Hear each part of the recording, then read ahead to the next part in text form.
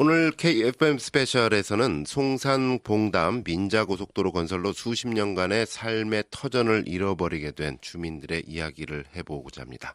도로가 새로 나거나 택지 개발로 집이 헐리게 되면 보상을 받게 되죠.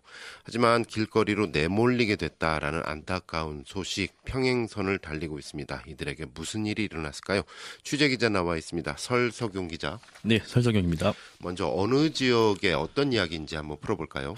예, 화성시 팔단면 하저리 주민들의 이야기인데요. 네. 이 동네는 현재 민자고속도로 공사가 한창입니다. 네.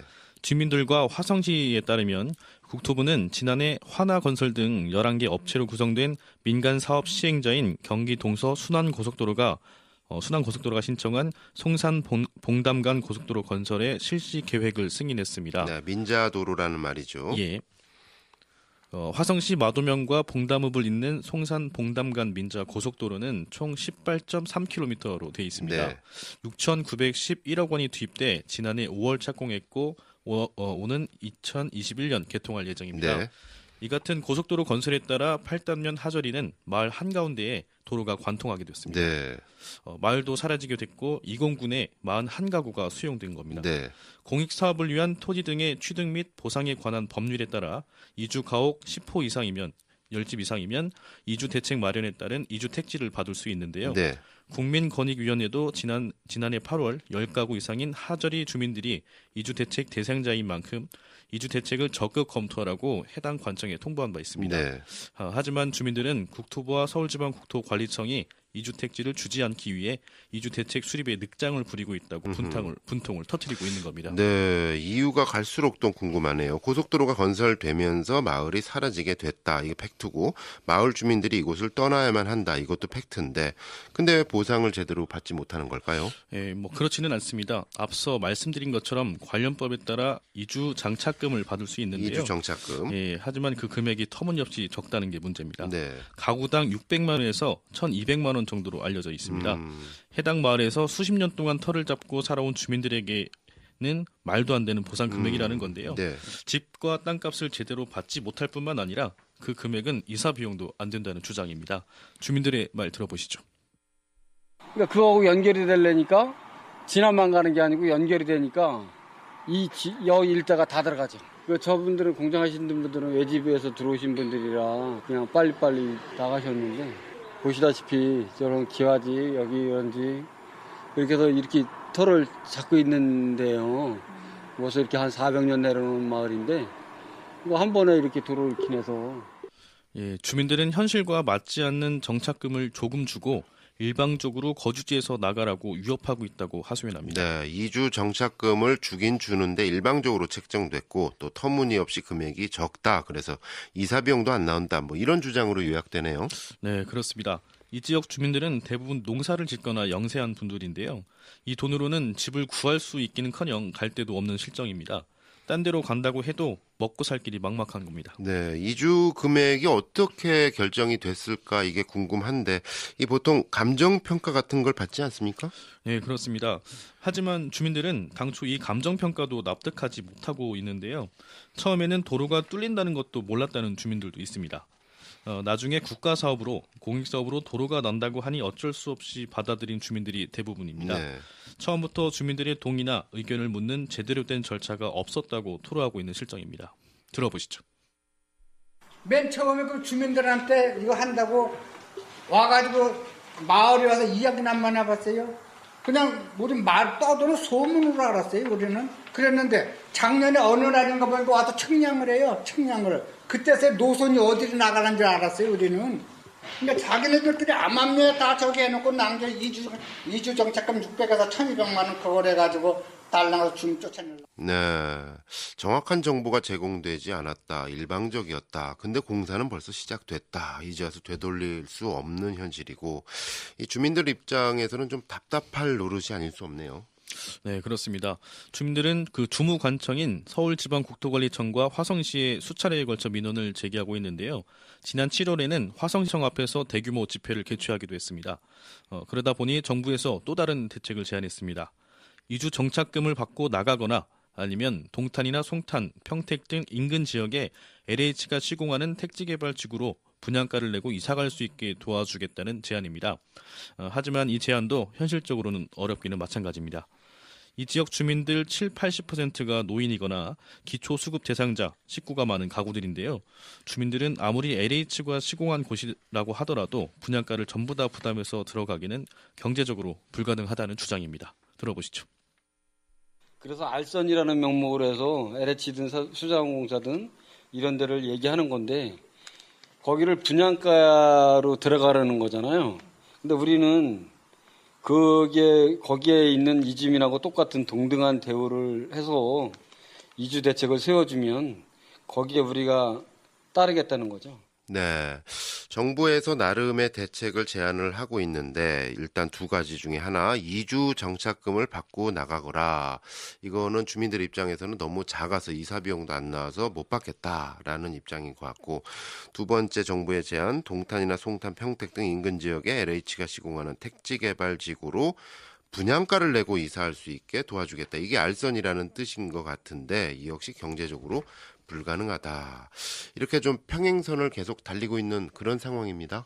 네, 그 주민들은 토지보상법에 따른 이주 택지 공급 대책이 있으니 이를 외면하지 말고 현실적인 보상을 해달라는 주장인데요. 네. 공사가 이미 시작된 마당에 공사를 없던 걸로 되돌릴 수 없다는 사실을 주민들은 인정하고 있습니다. 네. 현재 이 마을에는 27가구만 남아 있는데요. 벌써 2달 사이에 30가구 정도가 이사를 갔습니다. 공사가 본격화하면서 집이 강제 철거되지는 않을까 하는 두려움이 점점 커지고 있다고 말하고 있습니다. 이사를 떠난 주민들은 그 두려움 때문에 어쩔 수 없이 현실적인 보상을 포기한 셈입니다. 하지만 두려워도 떠날 곳이 없는 주민들만 현재 남아있는 실정입니다. 문훈정 이주대책위원회 위원장 말 들어보시죠. 이게 이제 계속 이제 협박하고 뭐 이렇게 하다 보면 지쳐서 나가고 이제 하다 보면 지쳐요, 저희도. 근데 지금 27가구다 하면 사실 줄만해요. 택지사업, 그것도 공익사업이에요. 철도 공익사업이죠. 공공의 이익을 위해서 만든 사업이잖아요. 똑같이 공익사업이고 공공이익에서 다 희생되는 사람들인데 누구는 주고 누구는 안 주고 더 달래는 것도 아니고 다 포기하고 그냥 이주택 택지 하나만 달래는 건데. 네. 이 주민들이 관련한 목소리를 냈고 이것이 지역 언론에 보도됐던 시점이 올해 8월로 알고 있는데 그때 여름이었지 않습니까? 지금 이제 겨울의 문턱입니다. 날 점점 추워지고 두려움 속에서 하루하루를 보내고 있는데 이 중재자, 지자체죠. 화성시가 주민들을 위해 할 수 있는 일은 없습니까? 네, 그 정부 사업이라 시의 권한은 없고요. 그렇다 보니 그 문제를 해결하기는 현실적으로 어렵습니다. 국토부 산하 서울지방국토관리청이 사업계획 단계부터 주민들을 대상으로 사업을 진행해 왔는데요. 다만 시는 관련법에 따라 부시장을 위원장으로 하는 보상심의위원회를 지난 2017년 5월과 9월 그리고 지난해 8월 모두 3차례 열었습니다. 토지보상법 등 관련법에 따라 이주 정착금도 최대 1,200만 원으로 정해져 있기 때문에 여기서는 보상 시기와 방법 그리고 절차 등을 주로 논의한 것으로 알려졌습니다. 화성시는 이처럼 주민들의 어려운 사정과 주장은 공감하지만 공익적인 목적의 국가사업이라 지원할 수 있는 근거가 없어 어쩔 수 없다는 입장입니다. 화성시 관계자 말 들어보시죠. 우리 그 공특법에 보면은 자치단체 부시장이 위원장으로 해가지고서 이게 보상위원회를 거치게끔 돼 있어요. 공문도 그 당사자들한테 이미 공문이 나갔어요. 서울청에서도 아마 변경하기는 아마 어려울 겁니다. 예, 결국 모든 열쇠는 주무관청인 서울지방국토관리청이 쥐고 있는 상황입니다. 네, 결국은 이제 또 주무관청으로 넘어가는데 서울지방국토관리청 어떻습니까? 취재해 보시니까 좀 뾰족한 수를 마련하고 있던가요? 예, 사실 그렇진 못한 실정인데요. 법적으로 할 수 있는 일은 다 해줬다는 분위기입니다. 주민은 당초 서울지방국토관리청이 마땅한 이주 대책 없이 공사를 진행했다고 주장했습니다. 이에 대해 관리청은 법과 관련 규정대로 이주 정착금을 주거나 이주 대책을 세워 정상적 사업을 진행해왔다는 입장을 내세웠는데요. 관리청에 따르면 토지보상법의 공익적인 사업 진행 시 해당 지역 주민에게 이주 정착금을 주게 되어 있습니다. 주거 건축물을 대상으로 감정평가를 받아 평가액의 30%를 이주 정착금으로 산정합니다. 네. 이때 평가액이 너무 적으면 최소 600만 원, 너무 많으면 최대 1,200만 원을 지원하게 됩니다. 해당 사업 역시 한국감정원에서 평가를 진행했습니다. 서울지방국토관리청 관계자의 말 들어보시죠. 그 토지부 78조에 보면 사업 시행자는 공익사업의 시행으로 인하여 주거용 건축물을 제공함에 따라 생활의 근거를 상실하게 되는 자를 위하여 대통령령으로 정하는 바에 따라 이주대책을 실시하거나 이주정착금을 지급하여야 한다. 라고 돼 있거든요. 그러니까 둘 중에 하나를 하면 되는데 저희는 이주정착금도 이제 선택하지 않으신 분들은 지급하고 있고 알선 공급도 추진하고 있고. 한마디로 법적으로 문제가 없다. 법대로 했다. 이주 정착금 주거나 대책을 세우게끔 했는데 두 가지 다 지원했다. 뭐 이런 답변으로 받아들여도 되나요? 네, 그렇습니다. 그래서 서울지방국토관리청은 주민들에게 토지 공급을 알선해주기도 했는데요. 알선이라는 표현이 부정적으로 들리시겠지만 꼭 그렇지는 않는데요.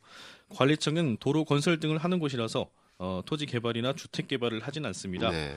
그래서 토지나 주택 개발을 하는 유관기관, 다시 말해 LH공사와 수자원공사 측에 문의해 협조를 구한 겁니다. 네. 이들 기관이 개발하거나 예정하고 있는 지역 쪽으로 해당 지역 주민들이 이주할 수 있게 도와달라고 한 건데요. 이에 LH나 수자원공사로부터 가능하다는 회신을 받았고 관리청은 이를 추진하고 있습니다. 다만 주거용으로만 가능한 거고요. 하지만 아시다시피 최근 전국적으로 분양가가 상당히 높아 해당 지역 주민들이 분양을 받아가기는 현실적으로 어려움이 큽니다. 네. 더욱이 LH와 수자원공사가 제한한 지역이 너무 멀고 공급 시기도 맞질 않아서 그림에 떡인 실정입니다. 서울지방국토관리청의 관계자 말 들어보시죠. 그 다음에 괄호 열거가 중요하거든요. 사업 시행자의 알선에 의하여 공급한 경우를 포함한다. 알선한 것도 포함한다. 라고 돼 있다. 이주대책을 수립 실시한 것으로 본다. 이주대책 수립 실시했다니까요. 이제 저희가 토지가 없으니까 LH랑 수공에다가 의뢰해서 혹시 이렇게 우리 공익사업에 편입되신 이런 분들한테 택지를 공급해 줄 수 있냐. 그랬더니 두 군데 다 일반 주거용 택지만 공급 가능하다라고 저희가한테 회신이 왔고요. 네, 물론 관청 입장에서는 주민들을 향해서 나름 도움을 준다라는 것이 이제 분양가를 공급한다는 것인데 주민들 입장에서는 갑자기 떠나게 된 입장에서 그 비싼 분양가가 어디 있겠습니까? 자, 그 다른 방안은 없을까요? 현실적으로 주민들도 만족되고 법을 지킬 수 있는? 네, 그래서 이 같은 문제를 해결해 보려고 지역 정치권도 관심을 갖고 있는데요. 해당 지역구 오진택 경기도 의원은 송산 봉담 민자고속도로 건설에 따른 이주민 대책 마련을 경기도에 요구하기도 했습니다. 오진택 의원은 제330회 임시회 제2차 본회의에서 해당 내용으로 5분 자유 발언을 하기도 했는데요. 서울지방국토관리청에서 민자 사업으로 시행 중인 만큼 송산 봉담 민자고속도로에 편입된 주민들을 위한 조속한 이주대책 마련을 촉구했습니다. 또 서울지방국토관리청의 잘못된 공사 추진에 대한 경기도지사의 적극적 해결 방안을 요구했습니다. 오진택 의원의 발언 들어보시죠. 존경하는 이재명 도지사님, 평생 모아 마련한 내 집을 헐값에 내주고 이제는 오도 가도 못한 처지에 놓인 우리 주민들은 국가를 상대로 한 힘겨운 싸움을 하고 있습니다. 힘없는 시골 주민들이라 무시하는 것입니까? 국가가 하는 일이라면 묵묵히 감내해왔고 때로는 발벗고 앞장섰던 선량한 우리 주민들이 왜 명백한 법률에 위반에도 불구하고 피해를 봐야 하는 것입니까? 오 의원은 현행법에 따라 사업 시행자는 공익사업 시행으로 생활의 근거를 상실한 이주대책 대상자에게 이주대책을 수립 실시하도록 규정하고 있다고 밝혔습니다. 이어 사업 시행자인 서울지방국토관리청은 스스로 법령 위반 사실을 시인하면서도 공사를 강행하고 있다고 지적했습니다. 그러면서 주민들의 요구와 무관하게 마치 인심 쓰듯 일반 분양을 권유하고 있다며 사업 시행자인 서울지방국토관리청을 강하게 비난했습니다. 네, 경기도 역시 또 만족할 만한 대안을 내놨으면 좋겠는데요. 이 날이 점점 추워지고 있습니다. 시간이 흐를수록 공사는 속도를 내고 있고 남아있는 주민들 오갈 곳이 없어서 이러지도 저러지도 못하고 있는 실정인데 주민들 많이 지쳐있죠. 네, 주민들이 이제 상당히 지친 상태인데요. 공익적인 목적으로 사용될 도로가 생겨 이주를 해야만 하는 어쩔 수 없는 상황은 납득할 수 있지만 당초 계획 수립 단계부터 자신을 포함시켜 제대로 된 이주 계획을 세웠어야 하는 것 아니냐는 건데요. 그 부분에 대한 책임이 있는 사람의 진정성 있는 사과가 필요하다고 말하고 있습니다. 주민들은 한평생 살던 마을에서 강제로 떠나야 하는 현실도 서글픈데 아무리 하소연해도 이제껏 누구도 자신들의 이야기를 제대로 들어주지 않았고 사과도 받지 못했다는 것에 울분을 토하고 있습니다. 문훈정 이주대책위원회 위원장 말 들어보시죠. 답은 있어요. 권한이 있는 사람 있잖아요. 예를 들어서 서울청이다 그러면 서울청장이 주민하고 면담을 해서 우리가 이렇게 사업 시행 수립할 때는 사실은 놓아야 되는데 못 놨다. 그건 실수다라고 인정을 해야 되고, 첫 번째. 두 번째는 그런 계획이 없었으니까, 그런 예산이나 이런 게 없었으니까 획지 사업 못 한다. 그거는 인정해요. 어쩔 수 없잖아요. 있을 수 있는데 그 이전에는 먼저 사과를 해야 된다. 각종 개발 사업이 진행될 때마다 힘없는 서민들이 삶의 터전을 잃기 일쑤입니다. 공익사업, 다수를 위한 사업이죠. 하지만 다수를 위한다고 소수, 약자의 목소리가 점점 희미해지는 것은 누구도 원치 않을 것 같습니다. 모두가 외면, 누구도 피해 입지 않는 합리적인 방법을 찾아 나서는 것, 이것이 화성시 그리고 경기도 그리고 중앙정부 모두의 숙제인 것 같습니다. KFM 스페셜 오늘 여기까지 듣도록 하겠습니다. 심층 취재를 해온 설석용 기자 수고하셨습니다. 네, 감사합니다.